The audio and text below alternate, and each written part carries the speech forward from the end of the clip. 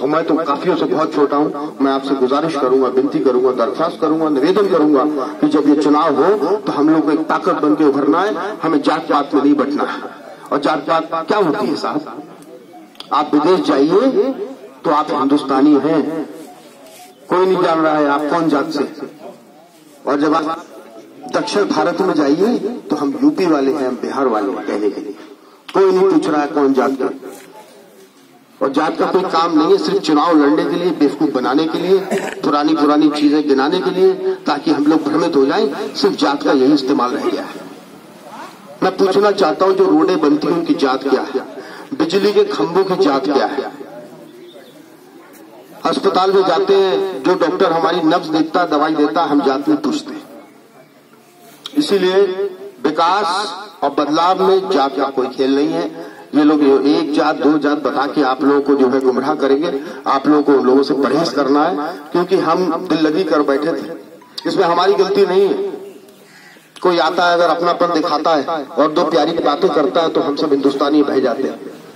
पिछली बार भी आए तो 15 लाख में भाग के ले गए। इस बार हम लोगों के बीच में बहुत बड़ी बड़ी खाइयां कर दी है, फिर भी बहाने की चेष्टा कर रहे हैं। तो हम लोग को इसका जवाब देना है। हम सब एक हैं और सदैव एक रहेंगे।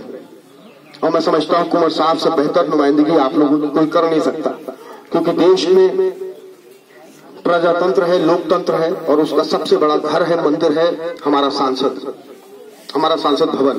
और हम जो ऐसा सांसद चुन के भेजते हैं जो हमारे सांसद में जाता है और एक सवाल पूछ पाता है, तो आप सोचिए हम लोग की नुमाइंदगी जो आदमी कर रहा है, भले ही वो जात के नाम पे कर रहा हो, पात के नाम पे कर रहा हो, कम से कम हमारी नुमाइंदगी सही नहीं हो रही है। और अगर हो रही होती तो मैं समझता हूं कोई ना कोई फैक्ट्री जरूर लग गई होती। 2 MP है यहाँ पे बरेली में, 9 विधायक, फैक्ट्रियां नहीं लगी है, घर बन गए 8-8 बीघे के। हम तो खानदानी हैं कहने के लिए। आप लोग सब जानते हैं हमारा घर कितना बड़ा है।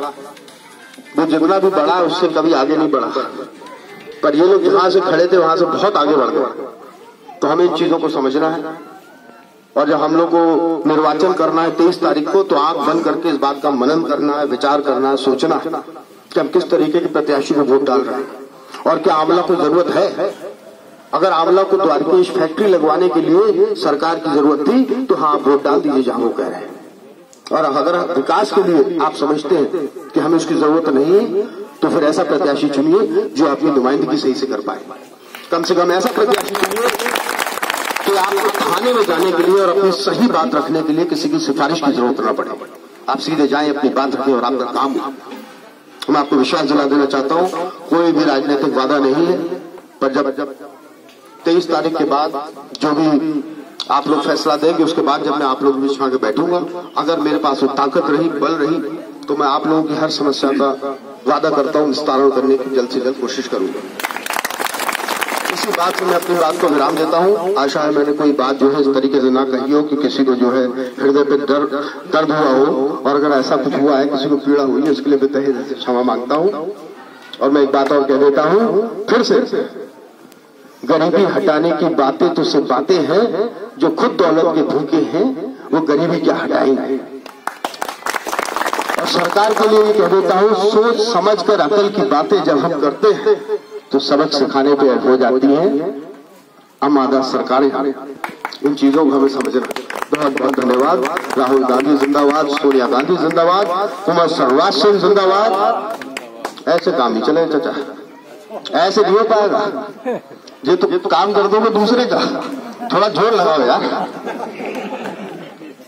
बोलो कुमार सर्वराज सिंह जिंदाबाद, कुमार सर्वराज सिंह जिंदाबाद। धन्यवाद साहब, बहुत बहुत धन्यवाद।